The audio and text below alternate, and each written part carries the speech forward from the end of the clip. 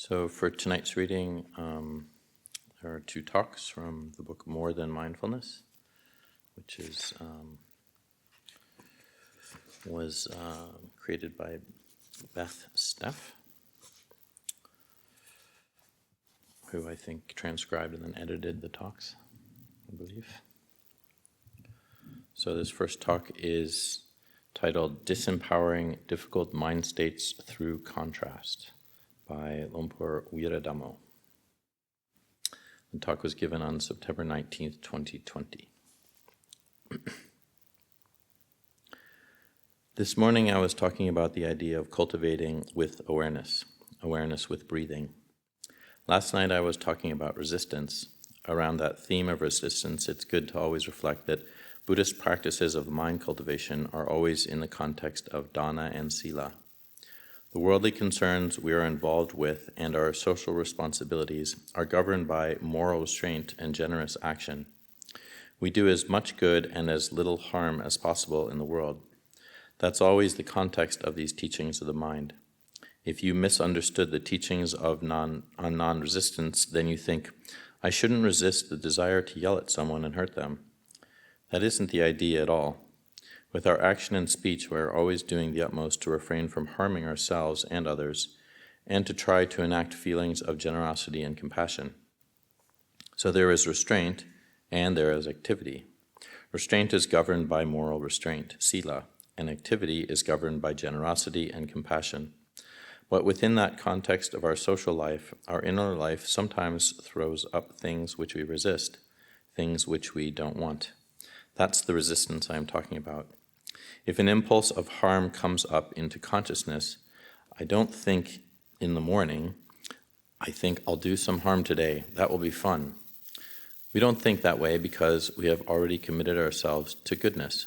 But thoughts of harm or wanting to hurt someone or hurt myself will come up because that's just the conditioned nature of our childhood, of our culture, whatever it might be. And then the resistance to that means it never ceases. It's never allowed to be in consciousness. It's just an object, and it is allowed to cease. We resist it, and we keep pushing it back, and it keeps popping up again. We can have a lot of self-identity around that. That's what I am talking about when I refer to resistance and non-resistance. I am not saying that when we get angry, we punch someone in the face. That's obviously not what we do. You need to always get that right. The shortest form of Buddhism is to do good, to refrain from doing harm, and to purify the heart. That third part, to purify the heart, is the ability to be aware of things which are deeply unpleasant and bear witness to them as something that changes, something that arises and ceases. If you dislike your parents or dislike your kids, on the one hand, you could just argue about yourself or you could make it conscious. This is the feeling of disliking my parents. It's not permanent, but it may be frightening or threatening, or you think it is real. There is the capacity to say, oh, it's like that. That's what I am referring to in terms of non-resistance. With non-resistance, I'm referring to the Four Noble Truths, which are talking about the discontents we are experiencing as human beings, and that the causes of those discontents are an attachment to various types of wanting. When we understand that wanting and we don't attach to it, when we understand that wanting and we don't attach to it, then it isn't problematic. We don't get hooked into the discontent. Our reference is more the peace of awareness rather than the struggle with the various contents of what we experience. The craving for an experience to go away, vibhava tanha, is very powerful. It comes from idealism. It comes from biology. I don't want this pain in my knee, or whatever it might be. That's an important aspect of our conscious experience that you have to understand, vibhava tanha. And that is the Buddha's recommendation. If you are going to be free, you need to understand this whole operation in consciousness. You need to see it arising and not get sucked into it and believe in it. You need to investigate what letting go really is. You need to understand what letting go is, or to understand what letting it be is. That's important. It can't just be dismissed as, I shouldn't be like that, because that is not wisdom. That is idealism. If that's true and makes sense, then meditation should somehow serve my understanding or my increased capacity to understand that aspect of suffering. If my meditation doesn't somehow serve that, what's the point of it? It's like going to the movies. That was a nice experience. But meditation, samadhi, whatever you call it, should serve that very existential problem that arises for us as humans. One of the things I like to think about in terms of meditation is contrast. That if I have social fears, have anxiety, for example, obviously I don't want them there. When they arise, I don't want them. I want to resist them. I don't want to get lost in them. That resistance exacerbates them because they are never really known as an object. So I become the subject that is always fighting these things. It's not so much the fear that is the problem, it's the resistance to that fear. It's not the shyness that is the problem, it's the not knowing of the shyness. It's not the vulnerability that is the problem, it is the not wanting of the vulnerability. Without the resistance, the not knowing, and the not wanting, I can see my own suffering. Once I've seen that, how would meditation serve that in ordinary life? The idea of contrast is that you see, in this instance, resistance. What is the contrast to resistance? It is welcoming or acceptance. If your meditation is about welcoming rather than getting something, you are creating mind states which would then serve resistance. You could say, okay, I'll meditate, being witness to the end of the out-breath with the feeling of welcoming. How would that feel? That's another way of looking at the training of the heart. The tuning analogy is nice too. You tune into something like tuning into a radio station or the voices in a choir.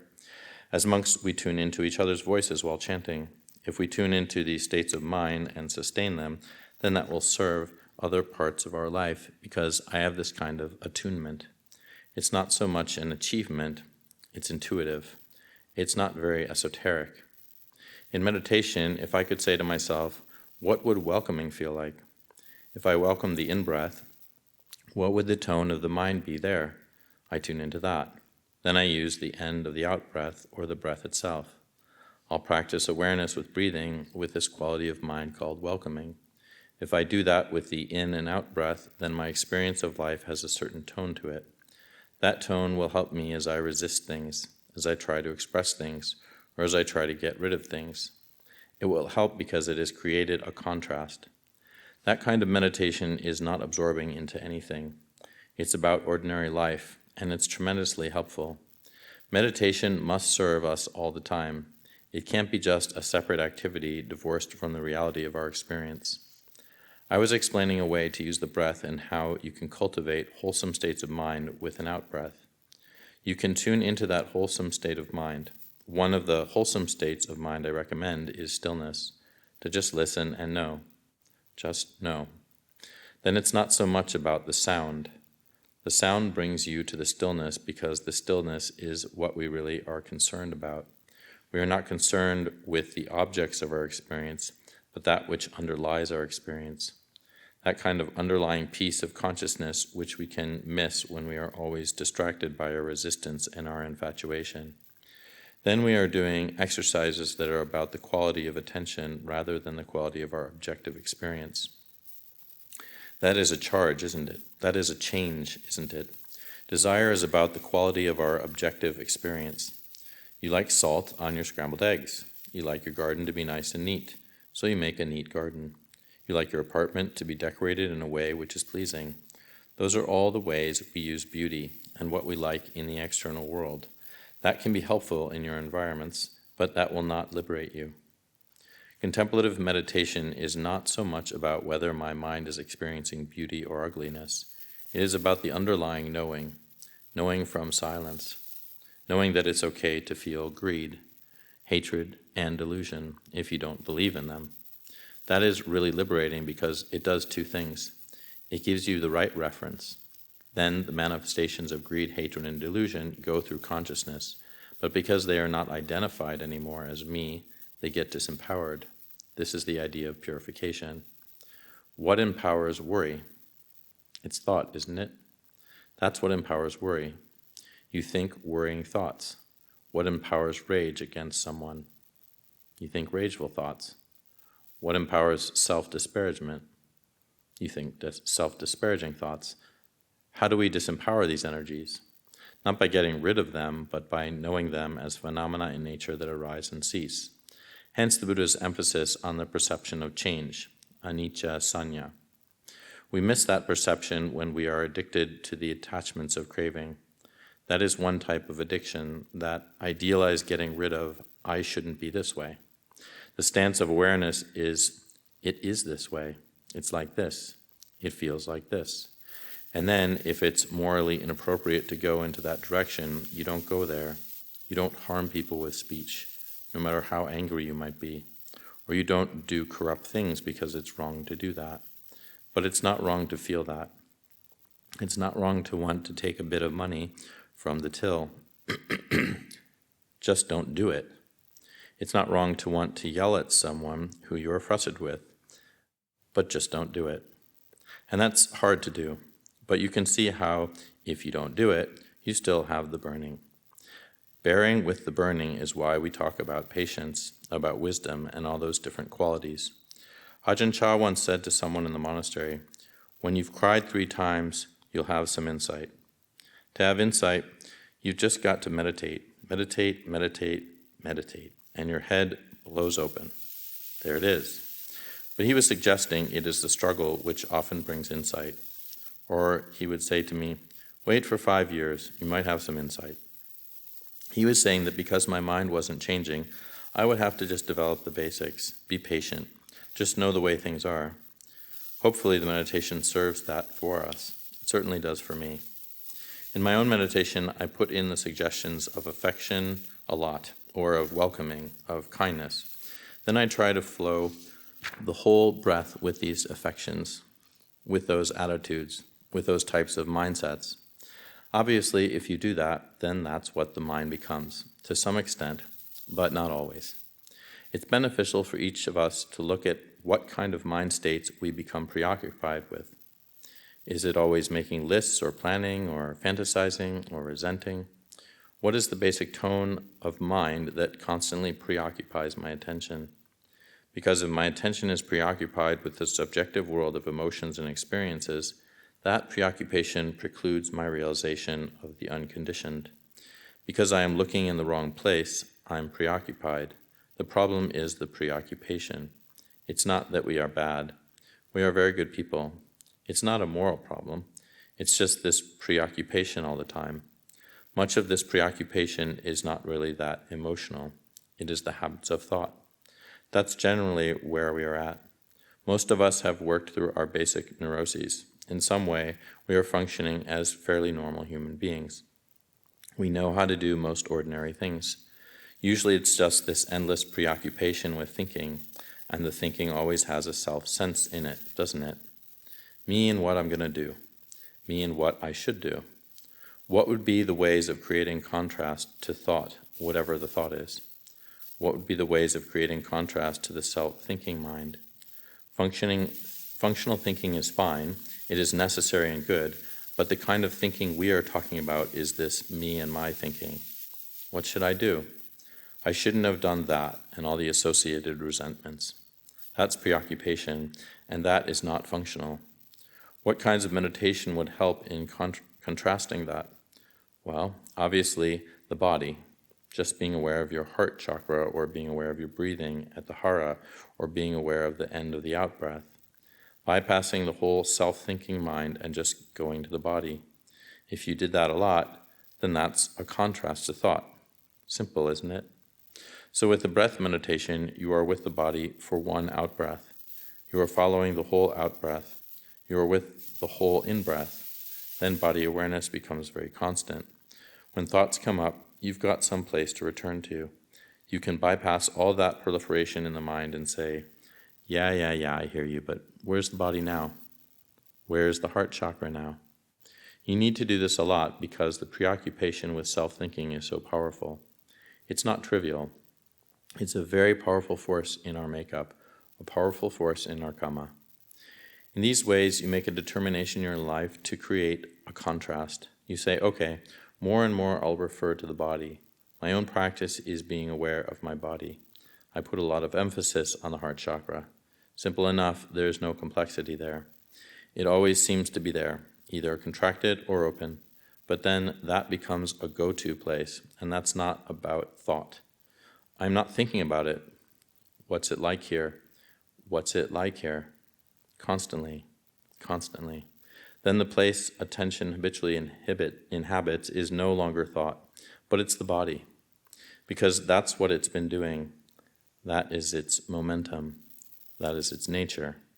By doing that and being aware of the heart chakra, when the mind produces self-thinking through worry or annoyance, you are not addicted to that. You've got the body telling you there's a lot of thinking going on now. There's a whole lot of pure proliferation going on now. What's that about?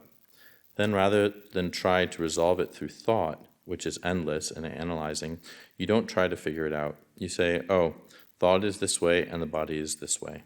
So you begin to abandon the strategies of self-thinking. You let go of that. In terms of contrast, the things that I find very helpful are all the aspects of the divine abidings, the Brahma-viharas, all the aspects of the open heart, anything that is like gratitude, devotion, compassion, appreciation of peace, or beauty. All those are contrasts to their opposites. And then the opposites for me tend to be the negativities of worry. Worry about the monastery.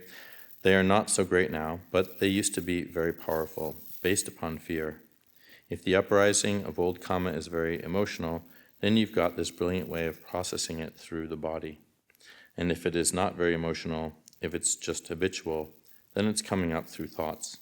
It is the same thing. It works in the same way. These ideas are not very complicated, but maybe they are worthwhile considering. So this next talk is by Ajahn Sucitto, and it is called Breathing Intelligence.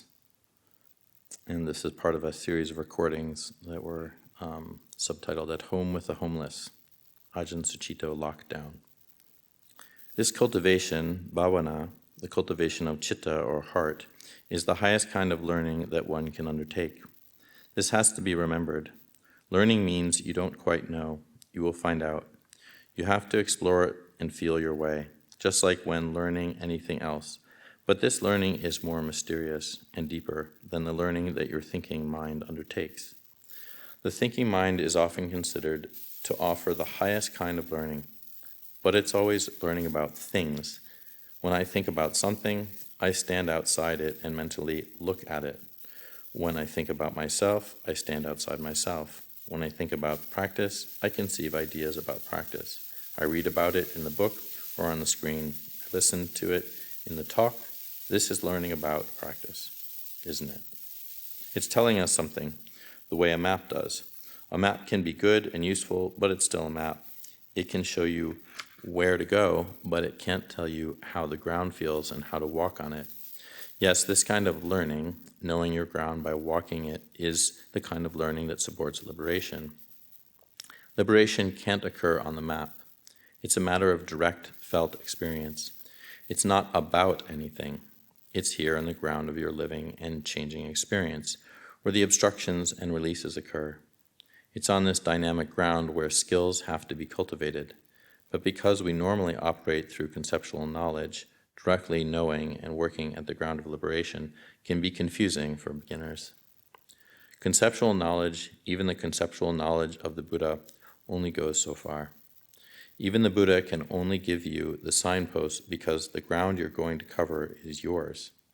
It's very intimate and not like anybody else's.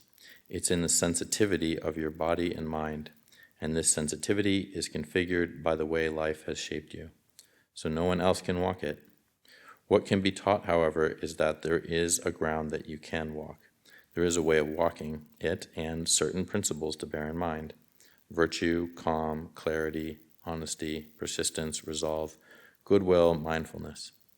On a more personal level, be alert to whether you feel safe and comfortable and what it's like to be free of pressure, obligation, comparing, and self-consciousness.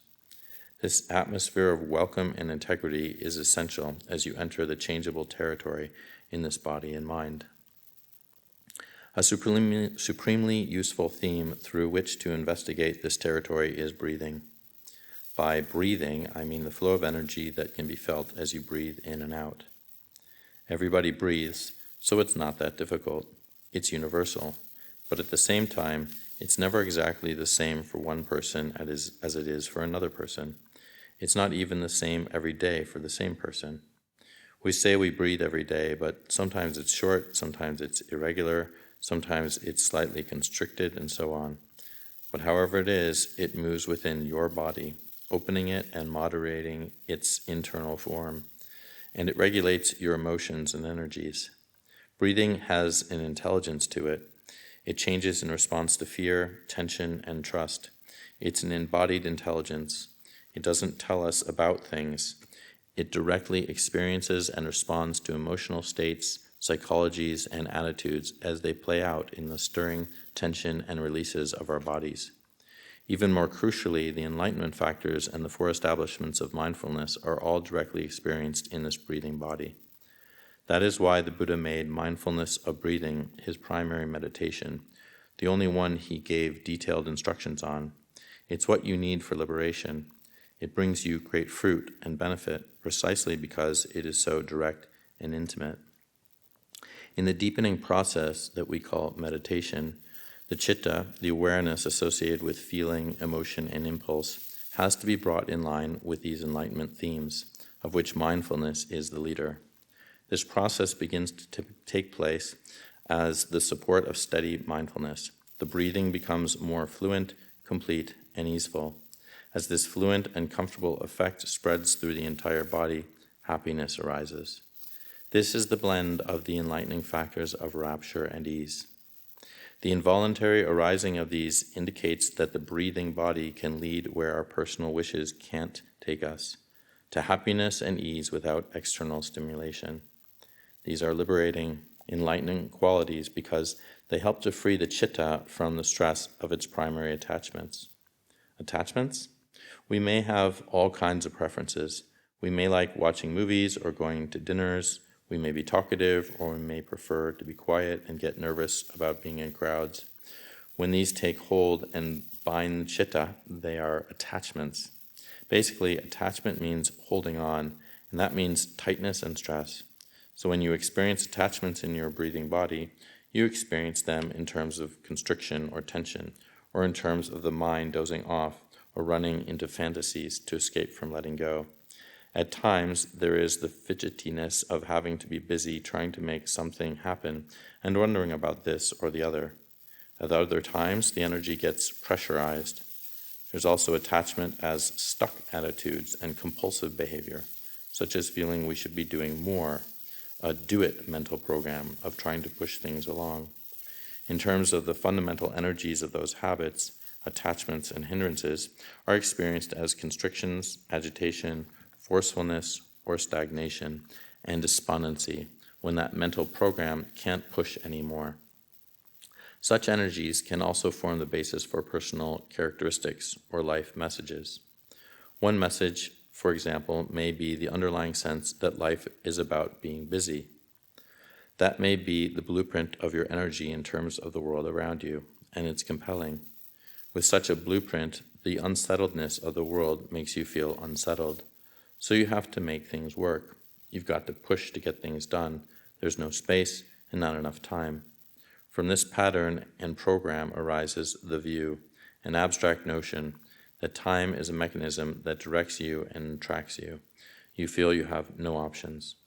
Attachment to this view supports any message that the world is fixed in this way. People are fixed in that way. The scenario is like this. There's nothing I can do about it. That's external. Then internally, we might experience a similar locked message. I'm like this, I have these habits, I can't change. This compressed state becomes compulsive and establishes obligation. Be sure you do this, don't let others down, you must always be like this, don't be spacious, don't pause, have something ready before it happens, get things done quickly.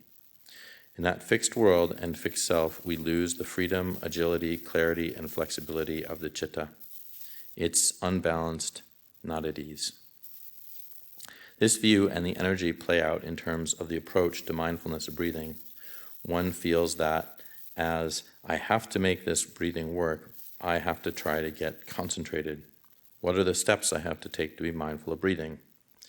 In this way, psychological pressure gets added onto something that's not psychological at all. Breathing is just breathing. It's embodied. That's why we refer to it, in order to manage and get release from the psychological energies that our mind has established through personal history or social pressure. These support agitation, contraction, and seeing and needing more things to do. This energy gets felt and leaves its reflexes in the breathing body, and by affecting the citta, it affects our view of the world and ourselves. In order to come out of such reflexes, you can't adopt their strategies. You can't adopt the strategy of what to do next, of preparing for the next breath before it happens. Nor can you adopt the strategy of, I should be this way, because those strategies come from the same reflex that you're trying to release.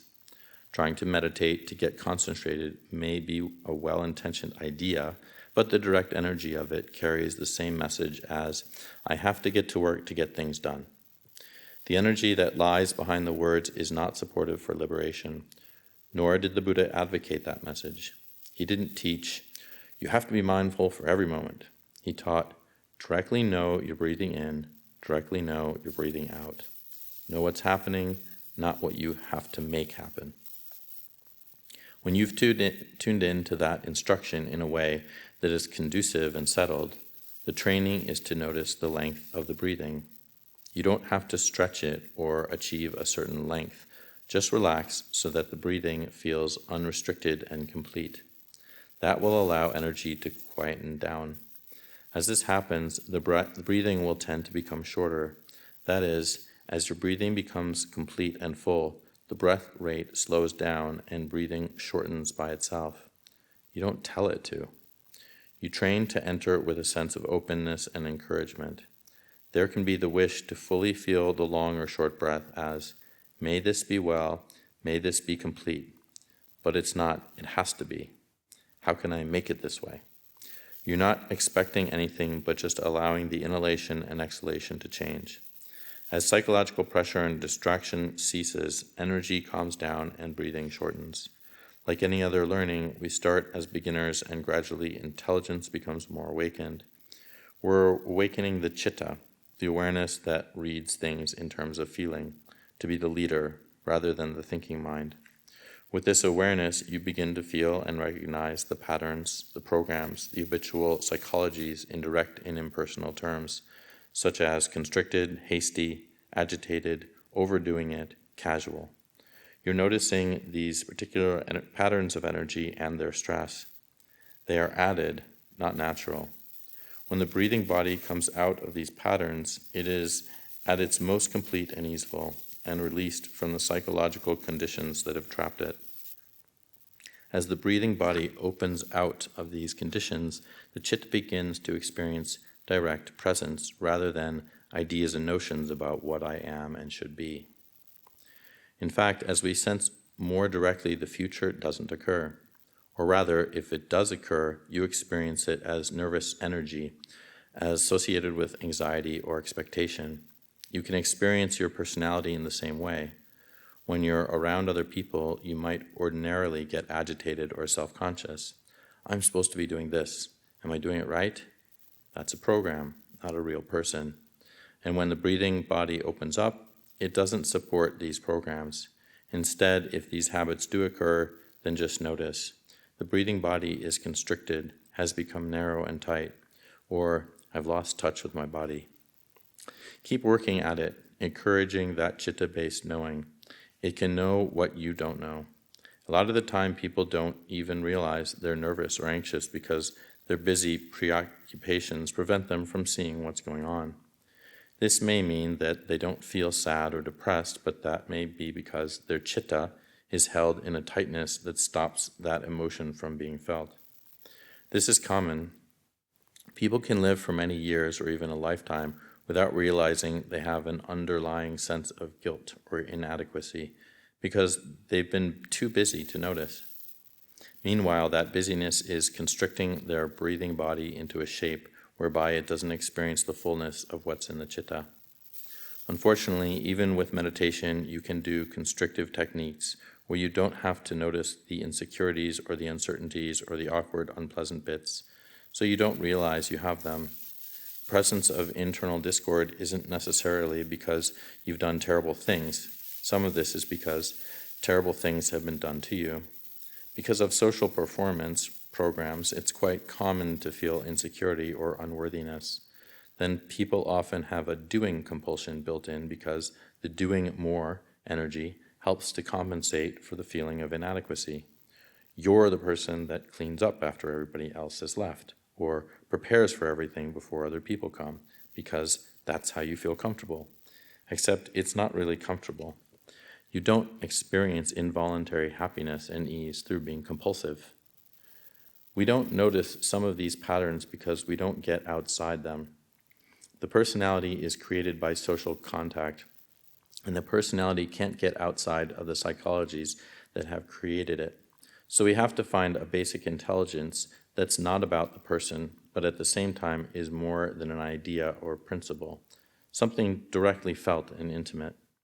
Well, your breathing body is more intimate than the personality. In the breathing body, you can feel those senses of insecurity and uncertainty, but if you establish the right basis, you don't tangle with or become them. Instead, they're known as energies and views. This understanding doesn't add a judgment that you shouldn't feel this way, or a reaction such as, stop feeling like that. Something's going wrong. What shall I do about it?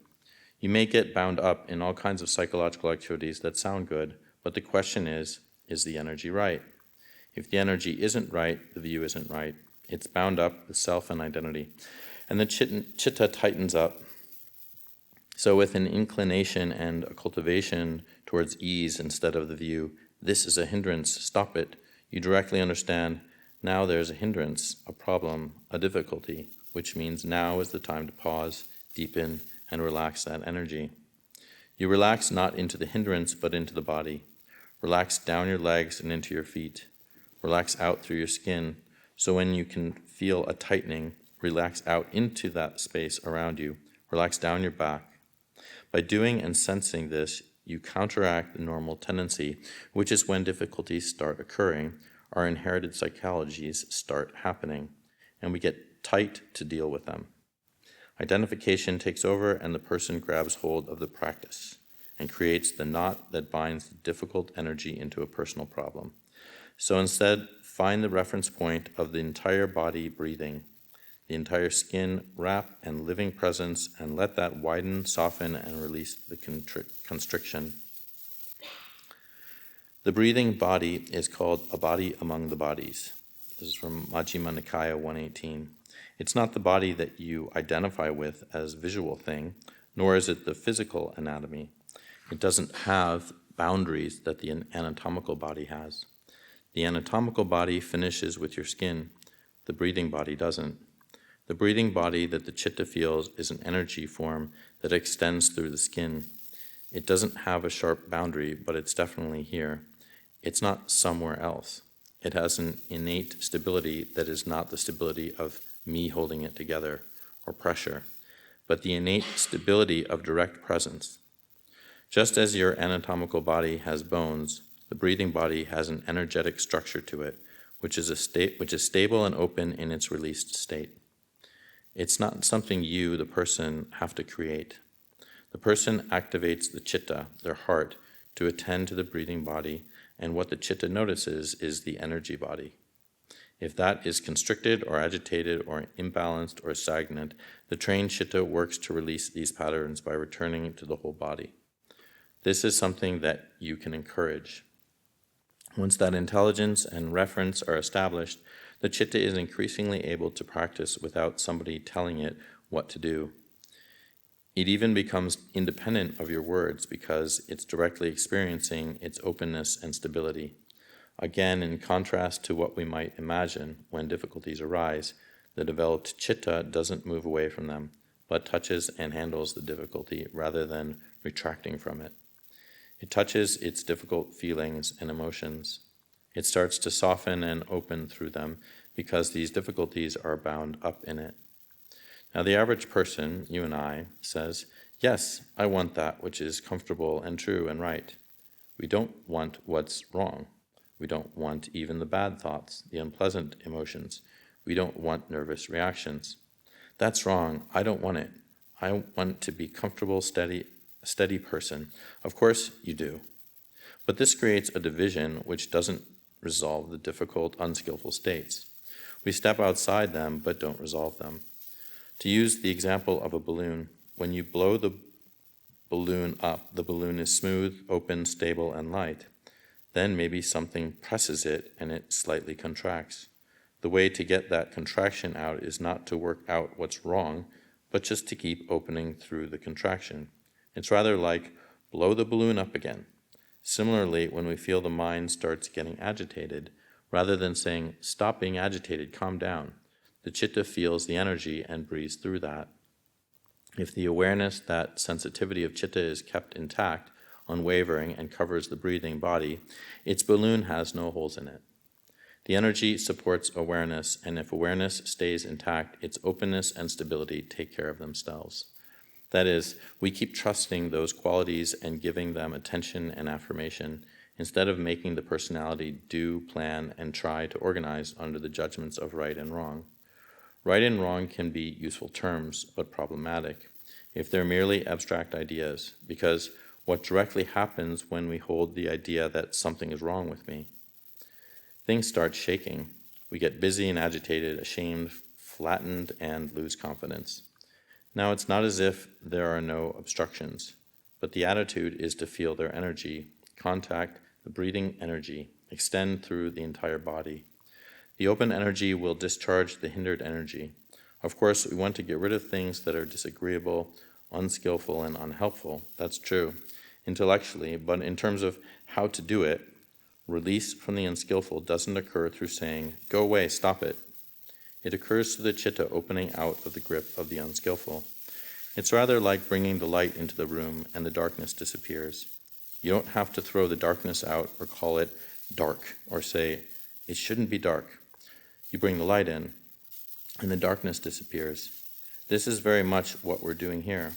Once you have that sense of a stable, open presence, you bring that into those qualities, forces, and energies that contradict it. This citta work is supported through breathing, and if you feel your breathing, you have access to a life force, an energy and sensitivity that's working through your most sensitive places in your body, your awareness, your heart. This understanding can lead our cultivation. You have to keep practicing it, because if you just hold on to the open state, saying, I like the open state, this is when I'm really good, you don't stay alert. Recognizing that every day new contacts will occur that invite old habits to arise.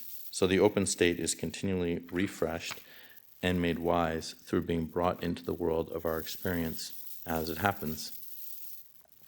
So bring the open state into the world of busyness, agitation, and uncertainty. Through this compassionate entering into and breathing through the kammic world, you will learn what you didn't know and couldn't imagine. And you'll find that you do have options. Once you breathe through the world, you realize the world you normally get stuck in is conditioned by your own constrictions. You notice and keep giving attention to the qualities that you have not seen through, to the need to be busy, to the sense of inadequacy, to the comparing mind. I'm not as good as he or she is. If you get mesmerized by these, they will keep reinforcing self-messages. Instead, give attention to the view and energy of release. Then you can witness the obstructions as agantuka dukkha, the dukkha that comes as a visitor. When the unwanted visitor arrives at your door, what you should do is open the door in order to let them pass through. The Lumpur Sucitto, both of them have a way of encouraging working sort of outside the box, and you can hear that both of them, the theme with both of them is kind of trying to undo your usual routines of how you're used to doing them. So Lumpur Viradhammo, that sense of contrast, I think, was quite helpful, because he's suggesting that we don't necessarily think of that. We don't think of like what's we just think about going towards our own habitual processes of how to handle something. And sometimes that's through just like bypassing it rather than contrasting it and seeing something that's possible. So like if we have an unwanted energy, then we just want to like breathe it away, just focus on our object of meditation and it'll go away, rather than kind of thinking about welcoming. And then with Lumpur Sucitto is obviously he's trying to get to something even deeper around the way that we even think about ourselves in meditation, the habitual tendencies of our personalities, kind of interweave into thinking that we're meditating in the right way when we're actually seeing things in an incorrect way. We're not seeing that we're causing our own demise because of how we're approaching our own meditation. So they're both very beautiful examples, I think, of showing how to kind of open up to a different way of experiencing, how we're investigating, how we're using meditation.